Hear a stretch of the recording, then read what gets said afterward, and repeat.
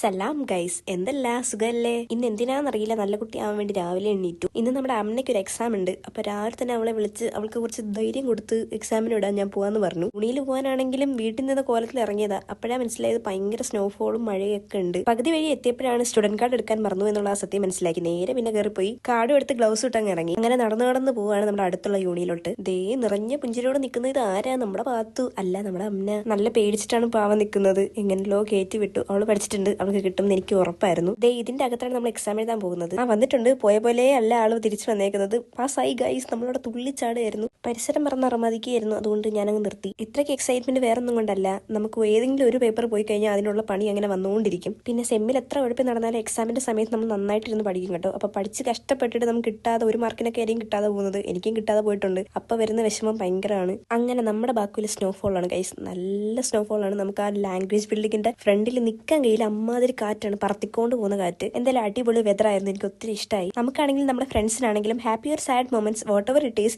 എന്തായാലും നമ്മൾ അവരുടെ കൂടെ നിന്ന് അവരെ സപ്പോർട്ട് ചെയ്ത് ആ മൊമെന്റ് ഷെയർ ചെയ്യുകയാണെങ്കിൽ നമ്മളും ഹാപ്പി, അവരും ഹാപ്പി. പിന്നെ ഇതേപോലെ നല്ല ക്ലൈമറ്റൂടെ ആണെങ്കിൽ പിന്നെ പറയണോ.